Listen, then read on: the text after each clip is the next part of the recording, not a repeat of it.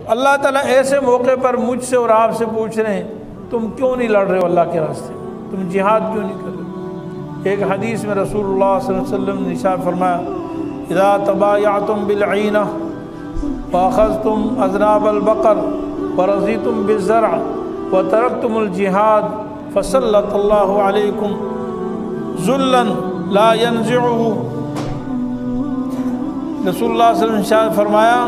کہ جب تم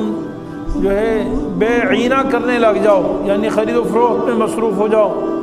اور گائے کے دم کے پیچھے ہو جاؤ اور کھیتی باڑی پر راضی ہو جاؤ اور جہاد کو تم چھوڑ دو،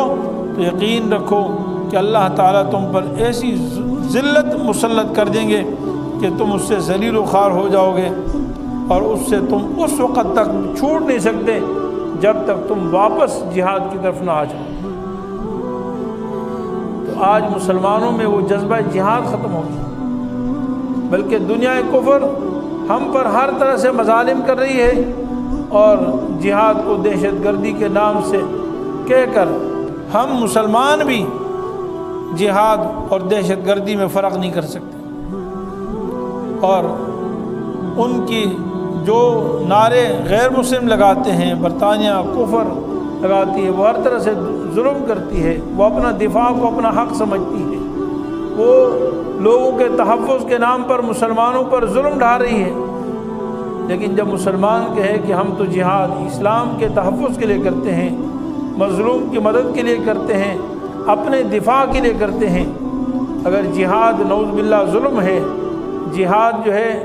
نعوذ باللہ دہشت گردی کا نام ہے، تو پوری دنیا میں امریکہ ہے، برطانیہ ہے، جتنے بھی کفر یا ممالک ہیں، ان سے کہہ دیں اپنی فوج ختم کر دیں۔ اگر یہ فوج رکھ سکتے ہیں اپنے دفاع کے لیے، اپنی حفاظت کے لیے، اپنے تحفظ کے لیے، تو پھر مسلمان اگر فوج رکھے اور مسلمانوں میں یہ جذبہ ہو جہاد کا، تو ان کو کیوں دہشت گرد کہا جاتا ہے؟ اس لیے ہم مسلمانوں کی ایک بڑی ذمہ داری یہ بھی ہے کہ ہم جہاد کے لیے جذبہ جہاد ہمارے اندر ہو، اور انشاءاللہ جذبہ جہاد ہوگا تو انشاءاللہ کفر ہماری طرف آنکھ اٹھا کر نہیں دیکھ سکے۔ اشرقت نفسي بنور من فؤادي حينما رددت يا رب العباد وانتشت روحي